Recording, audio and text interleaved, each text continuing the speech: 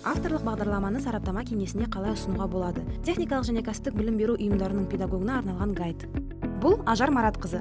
Ол колледжде оқытушы болып жұмыс істейді. Көп жылдық тәжірибенің арқасында ол студенттерді кәсіби жетістікке сенімді түрде бағыттауда. Ажар ұлағатты ұстаз. Биыл Ажар маңызды қадам жасауға, яғни педагог шебер біліктілік санатын алуға шешім қабылдады.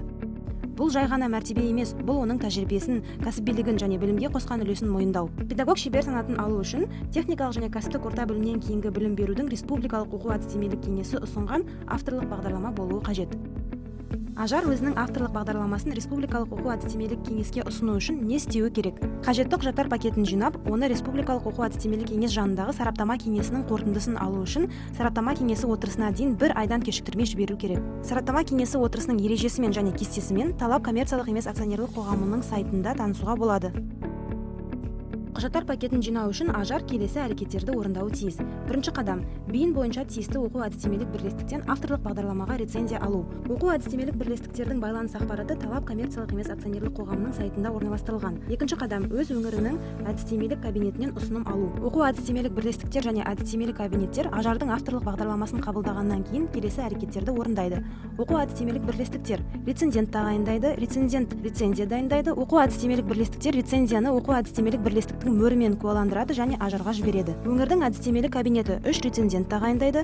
Өңірдің оқу-әдістемелік кеңесінің отырысында жұмысты қарайды. Егер оң шешім қабылданса, ұсыным дайындайды және әдістемелік кабинет басшысы куәландырған сарапшылардың рецензияларын отырыс хаттамасынан үзінді көшірмесімен қоса Ажарға жібереді.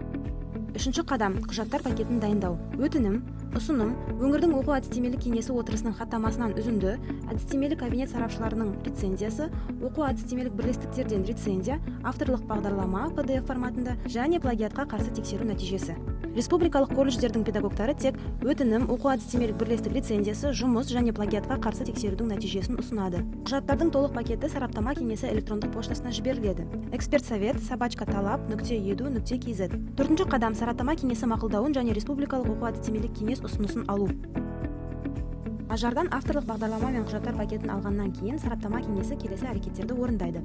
Дана сараптама кеңесінің хатшысы. Ол өтінімді тіркейді, құжаттар пакетін тексереді, жұмысты сараптама кеңесі төрағасының орынбасары тағайындаған сарапшыларға жібереді, бағалау парақтарының жиынтық кестесін жасайды, күн тәртібін қалыптастырады, сараптама кеңесі отырысының хаттамасын дайындайды. Сарапшылар Ажардың авторлық бағдарламасын бағалайды, бағалау парақтарын толтырады және Данаға жібереді. Сараптамалық бағалау өлшем шарттары: өзектілігі, жаңалығы мен жаңашылдығы, практикалық маңыздылығы, жүйелілік пен кезектілігі, баяндалу сапасы мен қолжетімділігі, ғылыми және әдістемелік негіздеме, рәсімделуі мен құрылымы. Сараптама кеңесі отырысы бекітілген кесте бойынша өткізіледі. Сараптама кеңесі отырысында келесі шешімдердің бірі қабылданады: авторлық бағдарламаны мақұлдау және республикалық оқу-әдістемелік кеңеске бекітуге ұсыну. Бас тарту себебін көрсете отырып, авторлық бағдарламаны қабылдамау.